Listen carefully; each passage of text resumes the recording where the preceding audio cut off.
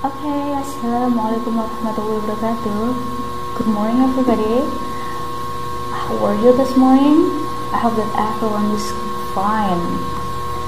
Okay, this morning we are going to talk about gerund in my structured break class. Okay, guys, have you ever heard it, or have you ever felt confused what the gerund is, what the function of gerund is, and or how to make it in our sentences? Well, actually, let me emphasize here that gerund is very important to be learned, because we will use it in our sentences when we want to have something like an academic writing, when you want to write some paper or article. Okay, well, okay, let's start with the definition of a gerund. So the gerund is a verbal that is used as a noun and has an ing ending. Well, let me repeat that again. Well, gerund is a verbal that is used as a noun and has an ing ending. Well, actually, it comes from the verb, but because it is used as a noun, so we give an ing in the ending. Okay, so take an example. Playing guitar is my hobby. Playing comes from the word play, the verb, but because it becomes a subject here, we have to check it into noun. So we give ing ending here. So playing guitar is my hobby. Well, playing is a gerund.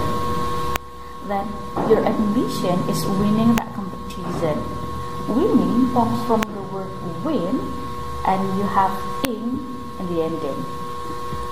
Okay, sorry. And next, let's talk about the form of the gerund. As I said before, that the gerund comes from the verb and it has ing ending. So play, we add ing, playing. Watch, ing, watching. Sing plus ing, singing. Call plus ing, calling. Or another example, sleep plus ing, sleeping. Trim plus ing, trimming. Okay, that's form of the gerund. It's quite easy, isn't it? Okay, next we go to the functions of gerund. As we know that when we want to write, actually it has two parts, phrase and a sentence. Phrase, we have phrase to make a sentence, and we have a sentence to make a paragraph. Okay, sorry. Okay, well, sentence, when we talk about gerund, so the functions of gerund in a sentence are subject, object, and adverb.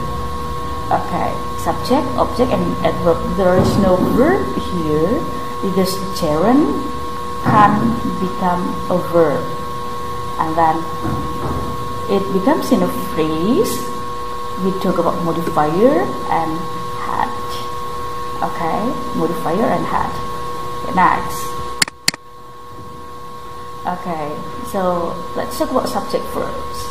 When we talk about subject, so it will be in the beginning of the sentence. I say, belajar membuatku pintar. So belajar is the subject.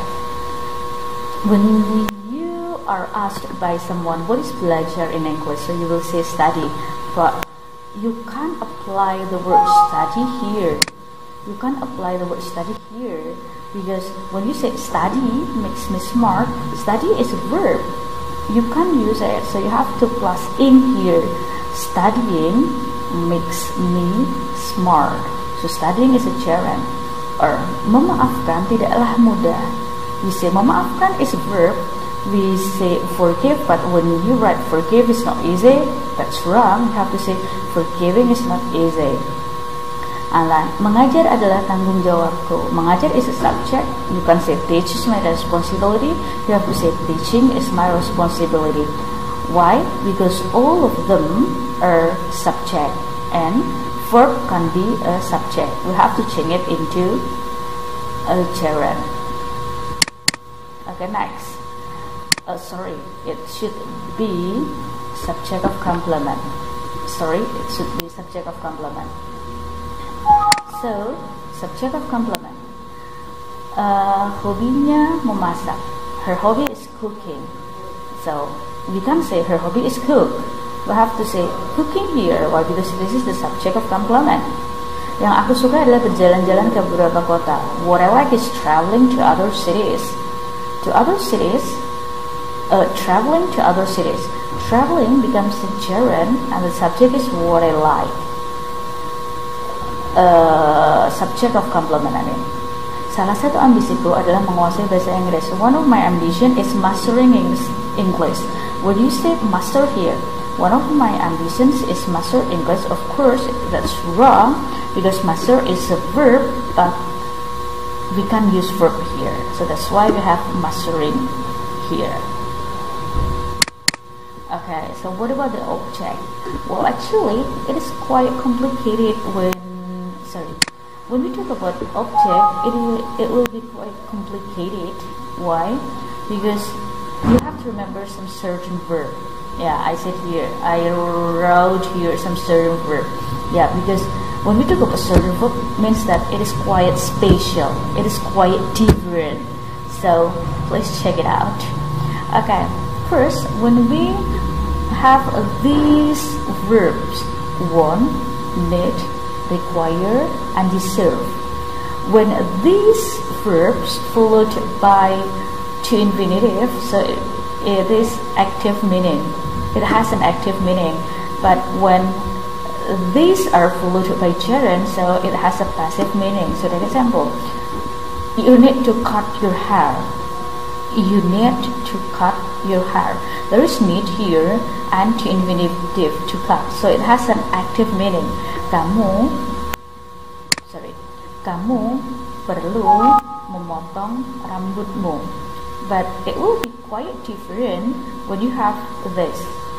Your hair needs cutting. We have need here, but it is not followed by two infinitive like this, but it is followed by in. Your hair needs cutting, so it has a passive meaning. The meaning is rambutmu perlu dipotong. So check the differences. Kamu perlu memotong rambutmu and rambutmu perlu dipotong. So it is about active and it is about passive. So let's look at the different example. I want to eat and I want eating. When you are hungry, and then you haven't eaten for some hours and then you are hungry, don't say I want eating, because when you say that I want eating means saya ingin dimakan. Why? Because want followed by ing is a passive meaning. So say I want to eat. Saya ingin makan. Okay. Or you deserve to get it. You deserve to get it. Kamu layak mendapatkannya. Or you deserve loving. Kamu layak dicintai. So let me remind you again, guys. Remember, when you made these verbs, check whether it is followed by to infinitive or gerund. If it's to infinitive, it is active, or if it is gerund, so it is passive. Okay, let's go to this word try.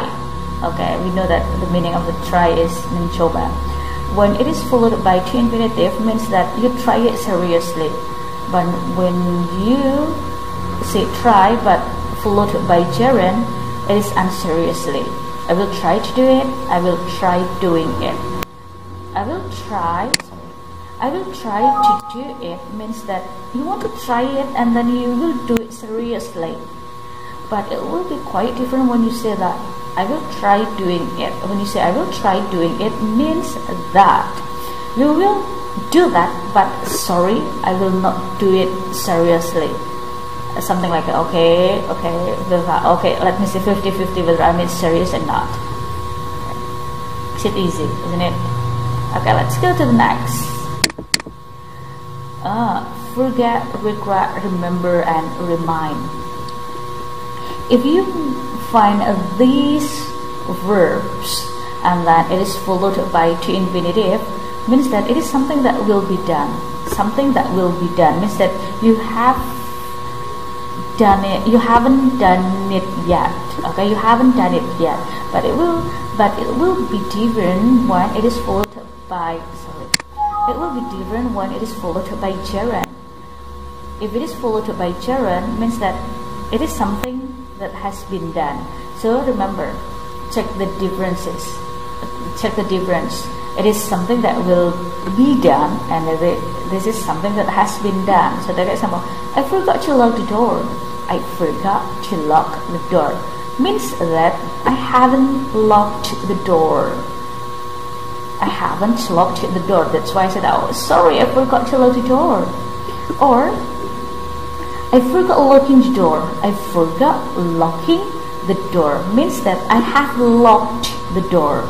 So maybe someone is inside the room, and then I said, oh, sorry, I forgot locking the door. Means that I have to open it. Okay?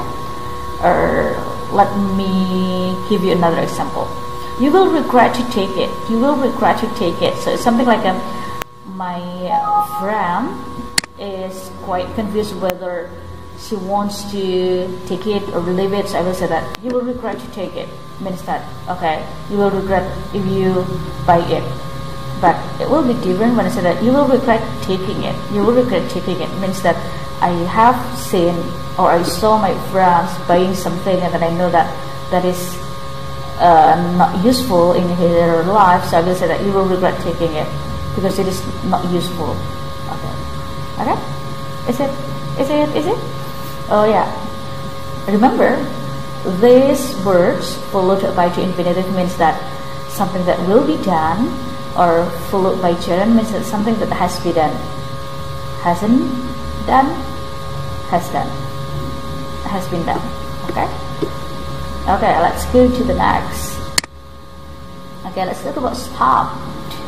Okay, well, when you use stop followed by to infinitive, stop followed by to infinitive means that in order to do it, or let me say that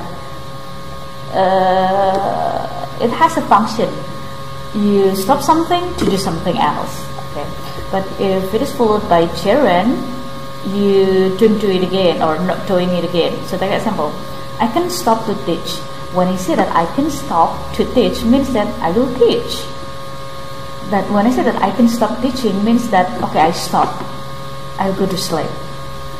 Okay, so take an example that I said to my friend that, well, actually I'm so tired this morning, and okay, I will stop teaching. Means that, okay, I will sleep after this. I will not go to the class to have a class. Okay, or another example is, can you stop to call me? Sorry.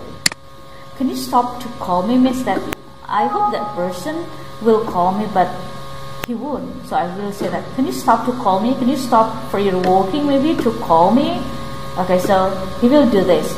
Or another example, can you stop calling me? Can you stop calling me?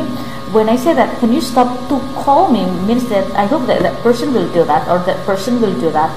But when I say that, can you stop calling me, means that that person always calls me, and then it is bothering. So I say to him, can you stop calling me? So I say that, stop, no calling anymore. Okay. So another example, if you are a smoker, and then your father doesn't like it, and then your father will say that, stop smoking. Stop smoking means that, okay, stop for your smoke. Okay? Okay, next. Okay. Let's have another certain verb, guys. Okay. Well, the previous slide asked or tells us about the difference between to infinitive or the gerund, but this special certain verb should be or must be followed by gerund. Admit, anticipate, appreciate, deny, understand, avoid, enjoy, and miss. So take an example. What do you want to say? I don't like to admit. What do you want to say in bahasa? Saya tidak suka mengakui membuat beberapa kesalahan. Don't say, I don't like to admit to make some mistake. You can't say that. You have to say, I don't like to admit to making some mistakes. Why? Because after admit, you have to have gerund, no to infinitive. Or another example, do you enjoy reading some books? Do you enjoy reading some books? You can't say, do you enjoy to read some books? Remember, this word can be followed by to infinitive. So you should give gerund here. He avoided meeting me. He avoided meeting me. Or I miss hanging out with you. I miss hanging out with you. Don't say I miss to hang out with you. No. Okay. So remember, those certain verbs should be followed by gerund. Okay. Let's go to the. Okay. We are still talking about object. So now object of preposition. Okay, when we talk about object of preposition, of course it will be put after preposition. I'm bored of waiting for you. Saya bosan menunggu kamu. When you say that I am bored, means that saya bosan. But when you want to add some object or something like that, what are you bored of, something like that. So you have to plus of, and then after that gerund. I'm bored of waiting for you. He is sick of having pizza. He is sick of having pizza. Dia sudah bosan makan pizza. You can't say that have pizza. You have to say having pizza. She's crazy about watching football. She's crazy about watching football. Dia itu tergila-gila menonton sepak bola. Don't say watch football. You have to say watching because it is after preposition. We wait for entry that room. Kita menunggu masuk ruangan itu. Don't say we wait for enter that room because after preposition it should be gerund. So guys, remember that after preposition you have to keep gerund. Okay. The last part in a sentence. We are going to talk about adverb. Okay. Well, actually it is quite same with the object of preposition, both in adverb and in object of preposition. The gerund is put after the preposition. Take an example. It is difficult in understanding others' idea. It is difficult in understanding others' idea. Ini tuh sulit memahami pendapat orang lain. Oke. Ini tuh sulit dalam memahami. Don't say understand because it is after preposition. You may get tired of understanding him. You may get tired of understanding him. Understanding of. He will face some problems in translating some difficult words. He will face some problem in translating, and before translating there is in. So let me repeat that, guys. After preposition it should be a gerund. Don't put a verb. Okay, don't put a verb. It should be gerund, no matter it becomes an adverb, or it becomes an adjective. Okay, that's about sentence. Let's go to the next. We will talk about the function of a gerund and a phrase. We will talk about the gerund and a phrase. Okay, when we talk about the phrase, of course we will have this two part, modifier and had. We will have a modifier and had. Modifier means that it is modified. It is modified. When we talk about gerund, so I will talk about the noun phrase. Modifier is something that is modified noun. That modifies noun means that, yeah, it explains something about the noun. When we talk about gerund as a modifier, we have this. It becomes a tool or a function. Washing machine. The meaning is mesin untuk mencuci. Mesin untuk mencuci. So it is washing machine. Don't say wash machine. Because when you say wash machine means that mencuci mesin. You can wash the machine, right? Okay. And then it has the next example is parking area. Parking area. Area untuk parking. Don't say park area. When you say that park area means that memarkir area. So can you imagine that? Can you do that? Memarkir area? Of course you can't. So yeah, it's parking area. Area untuk parkir. Next, smoking room. You often find it, right? Smoking room means that ruangan untuk merokok. Ruangan untuk merokok. So when gerund becomes the modifier, the meaning is a function or a tool. Or another example like a frying pan. Frying pan means that pan for frying, panci untuk menggoreng. Okay. So let's go to the hat. When we talk about the hat, means that it is something that is explained. First meeting, pertemuan pertama. So when a gerund becomes the hat, so it has a meaning like a per and an. It becomes a noun actually. Your opening, pembukaanmu. My closing, penutupanku. Okay, something like that.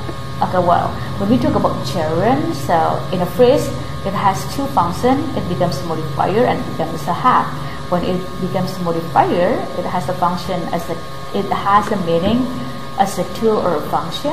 When it becomes a hat, of course, it becomes a noun. It's something like a pean, something like imbuhan pean. Okay. Well, next we will talk about form of gerund. In the first slide, we talk about what is gerund. Well, gerund is a verb that has an ing ending. Well, actually, yeah, it is.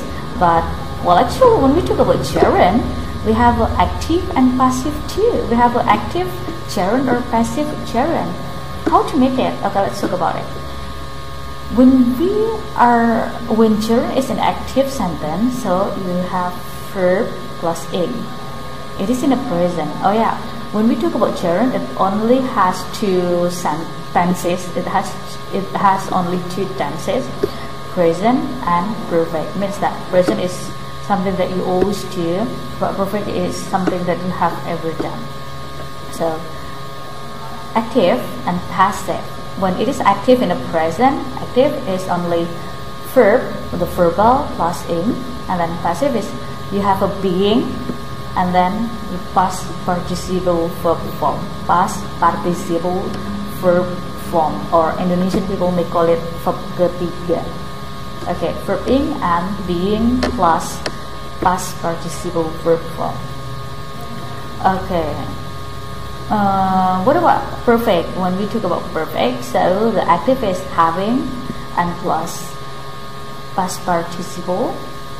And in passive, we have a having plus been plus past participle. Okay, let's go to the example. Meminta maaf terkadang terasa sulit. Meminta maaf terkadang terasa sulit. Okay. Look at the subject. The subject is meminta maaf. Okay, is it present or perfect? Yeah, it is a present. It is active or passive? Meminta maaf. Okay, yeah, it is active. So it has a present and active. That's why apologizing sometimes feels difficult. Apologizing sometimes feels difficult. Remember, when the subject is a gerund, so it becomes a singular, so the verb should be in a singular form. Feels. Don't say feel. No matter here, no matter what is here. Okay. Saya bosan dikunjungi olehnya. Saya bosan dikunjungi olehnya. That is the word dikunjungi. Dikunjungi. It is the active or passive?